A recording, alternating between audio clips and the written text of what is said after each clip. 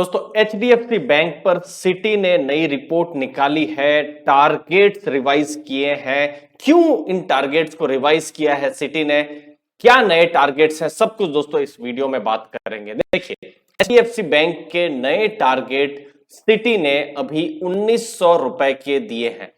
पहले उन्होंने जो टारगेट दिए थे वो 1800 रुपए के थे, मतलब 1800 से स्टॉक का टारगेट उन्होंने 1900 का किया हुआ है। देखिए अगर आप पिछले एक साल में देखें तो मार्केट का बुल रन चल रहा है, बहुत ही अच्छा बुल रन चल रहा है। तो यहां पर ये मैंने इकोनॉमिक टाइम्स से डेटा लिया हुआ है। एचडीएफसी बैंक, आईसीआईसीआई बैंक और कोटक महिंद्रा बैंक तीनों को कंपेयर किया है।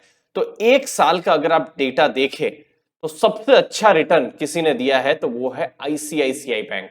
ठीक है, ये ब्लू कलर में, फिर येलो कलर में है कोटक महिंद्रा बैंक, और जो थोड़ा सा नीचे है वो है एचडीएफसी बैंक। तो जो अगर प्राइवेट सेक्टर बैंक्स में जो दिग्गज बैंक्स की अगर हम बात करें तो अंडर परफॉर्म किया है एचडीएफसी बैंक के ने।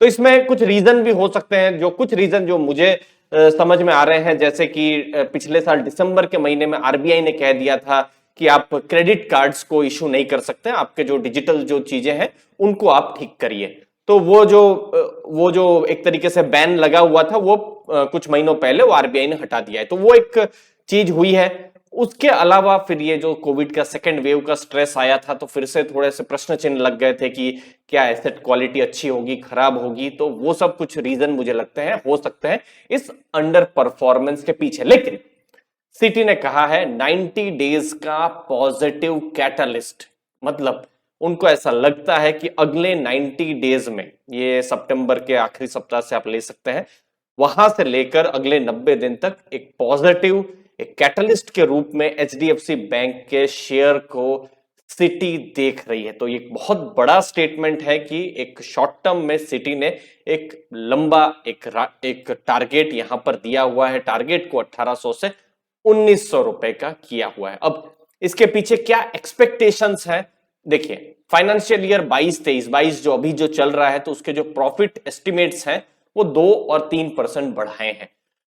अब देखिए स्टॉक का प्राइस कब बढ़ेगा, जब अर्निंग्स बढ़ेगी। अब किसी भी कंपनी की अर्निंग नहीं हो रही है, स्टॉक का प्राइस बढ़े तो वो बहुत ही गलत चीज हो जाती है। तो यहां पर एक्सपेक्टेशन है कि अगले 3 साल में 24% के हिसाब से अर्निंग बढ़ेगी। इसका सिंपल मतलब होता है कि अर्निंग डबल होने की संभावना है, इसको एक्सपेक्ट किया जा रहा है।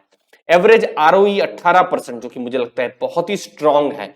नेट इंटरेस्ट मार्जिन अच्छे रहेंगे। नेट इंटरेस्ट मार्जिन मतलब बैंक के कितने मार्जिन हैं, जितना मुझे याद आता है एचडीएफसी बैंक के 4.1% के आसपास है। तो ये अगर बढ़े तो बहुत अच्छा है। अब देखिए आईसीआईसीआई बैंक ने क्यों इतना अच्छा परफॉर्म किया है, क्योंकि उनके एनआईएम्स बढ़े हैं। पिछले कुछ क्वार्टर्स की मैं बात करूं, 6-7 क्वार्टर्स से पहले, तो उनका एनआईएम जो था 3.13% के आसपास था, जो अभी 3.9 के आसपास हो गया है। वही एचडीएफसी बैंक का एनआईएम 4.5 के आसपास से अभी घटकर 4.1 हो गया है।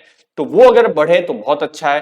क्रेडिट कॉस्ट किसी भी बैंक के लिए जितना कम हो उतना अच्छा है, उनको जितने सस्ते में उनको पैसे मिले।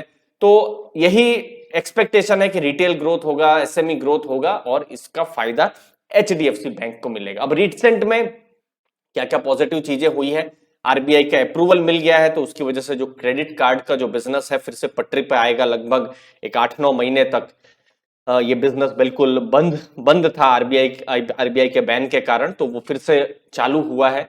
कुछ दिनों पहले सिटी के साथ साथ सिटी से पहले इनफैक्ट कुछ दिनों पहले मोतीलाल ओसवाल ने भी कहा था कि अंडर परफॉर्म कर रहा है, हमको लगता है 1800 रुपए का टारगेट एचडीएफसी का। तो उन्होंने भी 1800 रुपए का टारगेट दिया था।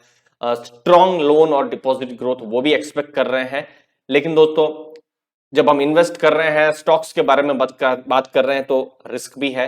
रिस्क यहां पर है कि ये जो एक्सपेक्टेशन है वो नहीं हुई, तो यहां पर हम एक्सपेक्ट कर रहे हैं एसएमई लोन बढ़ेगी, कासा बढ़ेगा, तो वो सब अगर नहीं बढ़ा तो फिर ये सब चीजें नेगेटिव जा सकती है। तो रिस्क को हमेशा ध्यान में रखिए।